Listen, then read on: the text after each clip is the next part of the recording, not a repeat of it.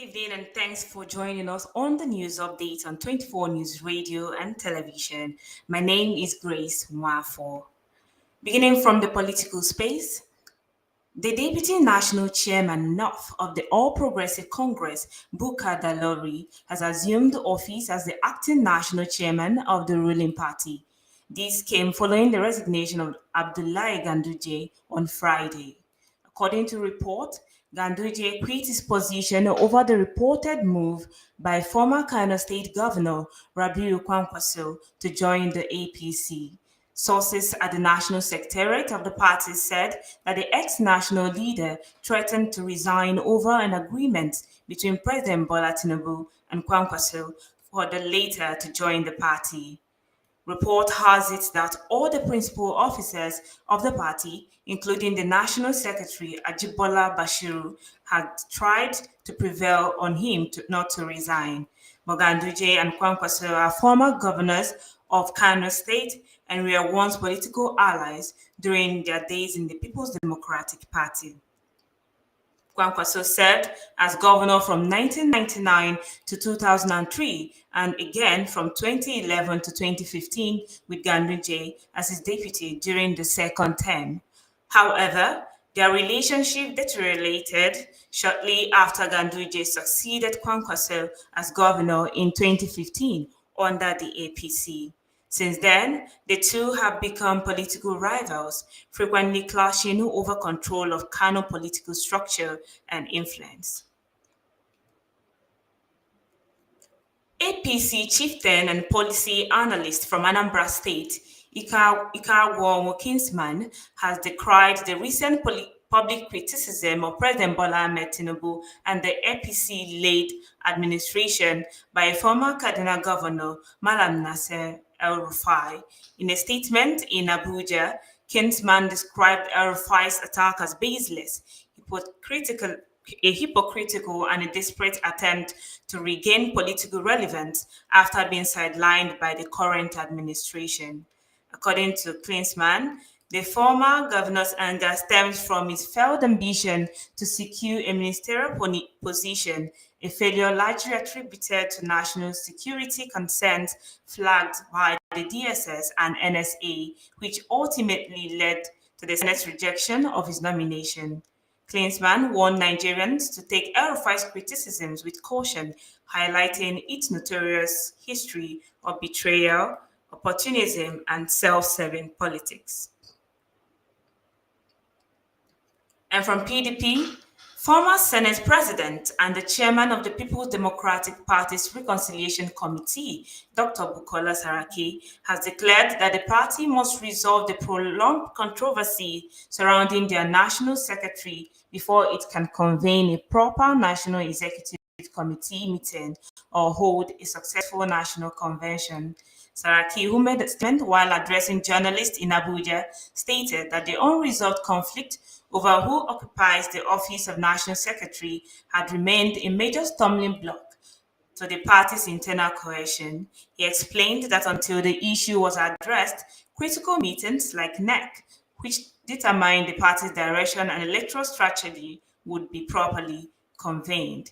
The former Kwara State governor lamented that despite the Supreme Court's ruling on March 21, 2025, which affirmed Senator Samuel Anyanwu as the authentic national secretary, the crisis has persisted due to entrenched positions among some party members. He further revealed that a recent meeting between the PDP and the Independent National Electoral Commission also helped clarify the matter.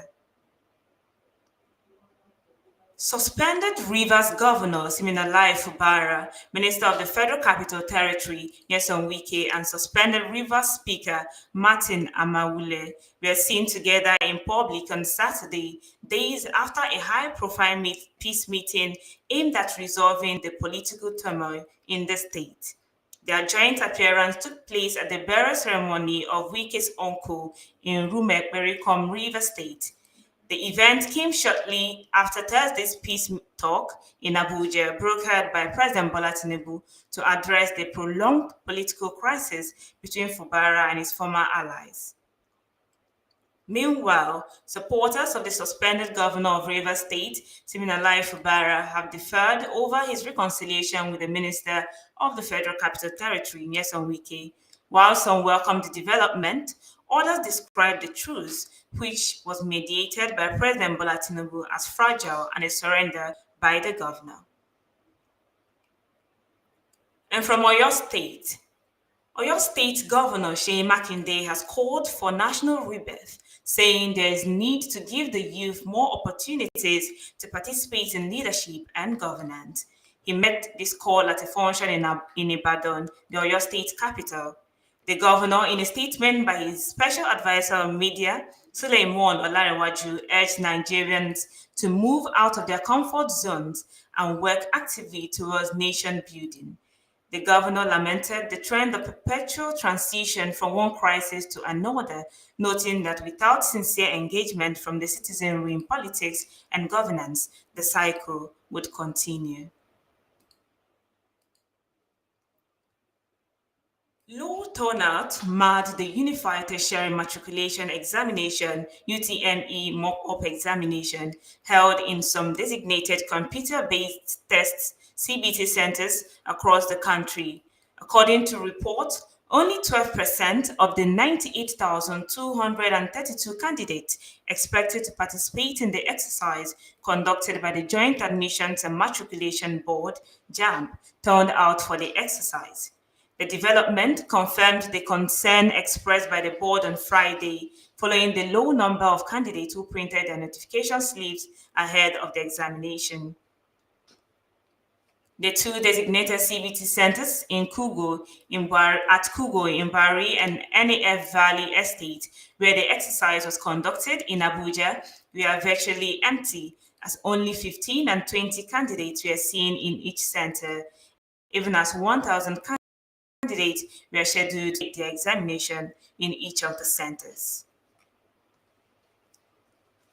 The House of Representatives has intensified the process to tackle stagnation, age falsification, and compulsory retirement of directors in the nation's public service.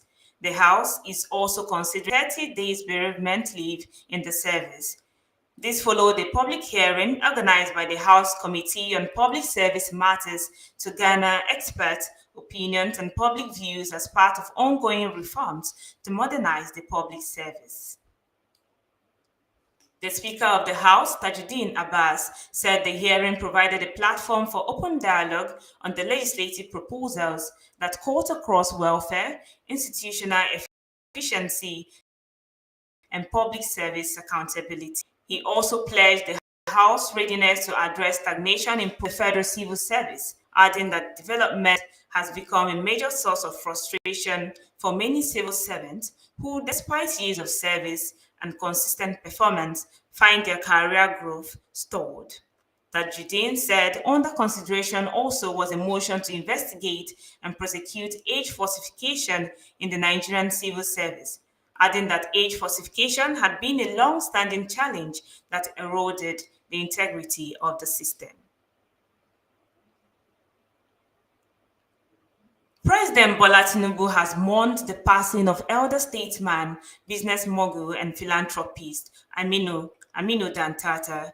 Dantata, who passed away at 94 in the early hours of Saturday, was a renowned and accomplished businessman. In a statement signed by Special Advisor on Information and Strategy, Bayo Ononoga, Tinubu described Dantata's death as a monumental national loss. He praised his sterling contributions to Nigeria's economic growth and development. In addition to his long-standing and reputed business acumen, the late Dantata served as Commissioner for Planning and Development in the Old Kano State, among other public sector roles. Deputy Senate President Barau Jibrin has also mourned Alhaji Aminu Dantata, an elder statesman, industrialist, business mogul, and philanthropist extraordinaire who died on Saturday at 94. Barau, in a statement signed by Special Advisor on Media and Publicity Ismail Mudashir, said the disease contributed immensely to the overall development of Kano State, the North, and indeed the entire country.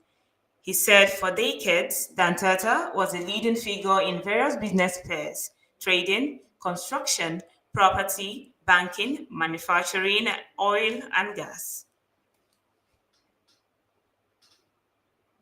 And now from the foreign space. A state funeral has been held in Iran for about 60 people, including military commanders and nuclear scientists, killed during the 12-day conflict with Israel.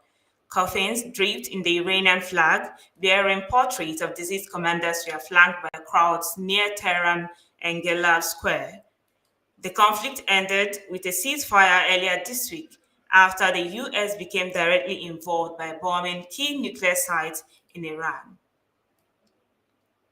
Huge crowds of mourners dressed in black chanted slogans, waved Iranian flags, and held portraits of those killed.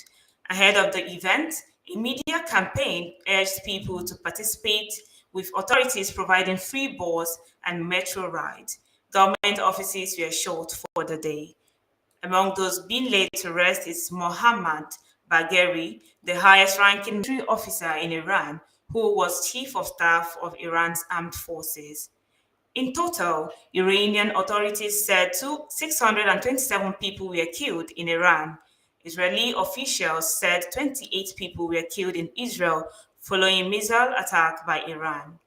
Saturday's funeral also includes Hosseini Salami, commander-in-chief of the Islamic Revolutionary Guard, as well as a number of nuclear scientists such as Muhammad Mehdi Teranki, who was head of Azad University in Tehran. And that's a wrap on the news update on 24 News Radio and Television. Do enjoy the rest of your evening. My name is Grace Wafo. Have a lovely evening.